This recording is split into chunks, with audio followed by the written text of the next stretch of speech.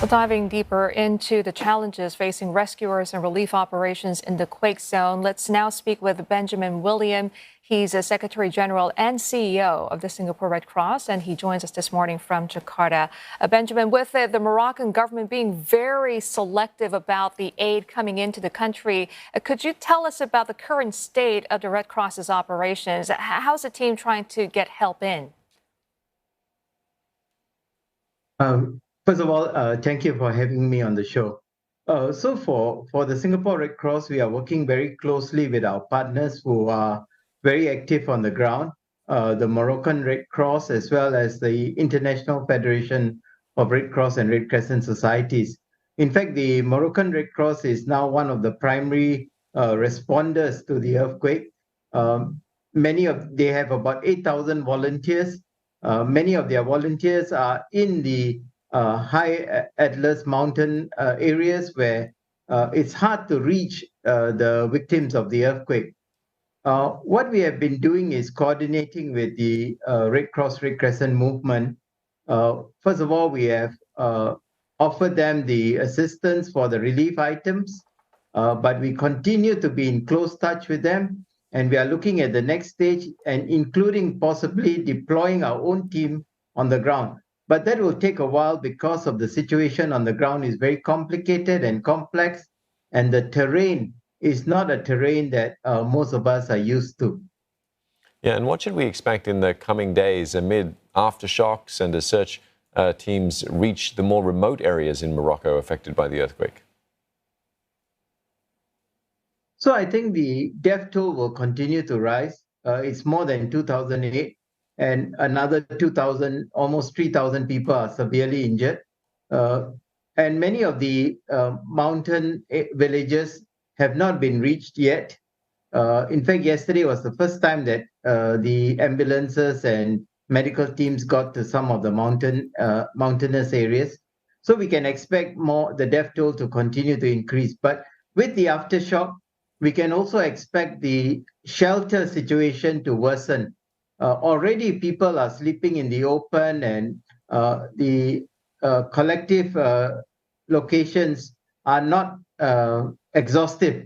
We will probably need much more shelter and household items to support the survivors. Also to take into account the fact that the winter months are coming and the temperatures can fall to below 10 degrees. So you also need to take into account the fact that they will need proper shelter. But on top of that, what is fairly urgent now is the healthcare system. You see, Morocco is a country where already the healthcare system was under a lot of pressure. One statistic, only about 7 doctors for every 10,000 Moroccans. So there's been severe damage to a lot of the healthcare clinics and hospitals in the region. And on top of that, the road system and the access systems have been damaged. So ambulances and medical teams are finding it difficult to get to those who are being rescued and who need urgent assistance. On top of that, those who are severely injured, if they don't receive medical assistance, you can expect the death toll to increase further. So these are some of the immediate challenges facing the next few days. Then you have water and sanitation problems as well. Good drinking water, safe drinking water, and good sanitation. Sanitation is important because otherwise you have the waterborne diseases creating a crisis on top of a crisis. I think these are some of the urgent priorities in the next few days. Indeed. And Benjamin, I understand that IFRC warned that responding to Morocco's deadliest earthquake in decades could take months, if not years. What do you think is compounding those challenges? As I said, one of the major challenges in responding to Morocco is, first of all, Morocco is not really a country that is used to major earthquakes. The last major earthquake was in 2004, and before that in 1960. And in fact, some records say that there has not been this magnitude earthquake for more than 100 years. So it is not a country that's very familiar with dealing with the earthquake. That's the problem. Second is that Morocco is already facing a lot of challenges. I said about the healthcare system, which already had a challenge even without the earthquake. Of There is high inflation, there's an economic downturn, and a country that is going through a drought. So these are some of the challenges that will be compounded by the earthquake. Now, I mentioned that shelter is a major issue.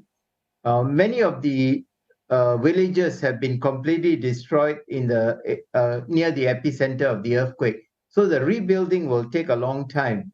And of course, today, we always talk about rebuilding better. So I think this is a crisis that will not go away tomorrow. It's going to be a long term, at least months before the situation stabilizes with all these challenges.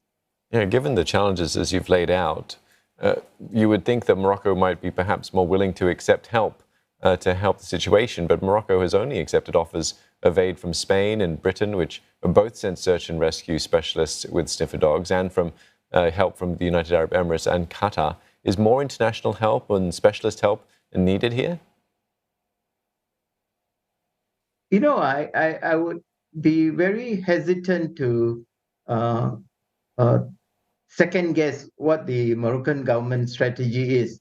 But you're talking about a very challenging environment.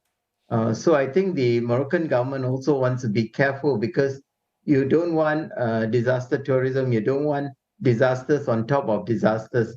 Um, and I expect that in the next few days, after the search and rescue phase is over, the Moroccan government will be much more open to other assistance going in, especially to in the relief phase, in the rehabilitation phase, and eventually in the rebuilding phase. I think let's be patient with the government. They are struggling. As I said, this is not a country that is very used to earthquakes, and not definitely an earthquake of this magnitude. They will need to weigh their own priorities. Well, thank you very much for your time and your insight this morning. Benjamin William, Secretary General and CEO of the Singapore Red Cross. Thank you for your time.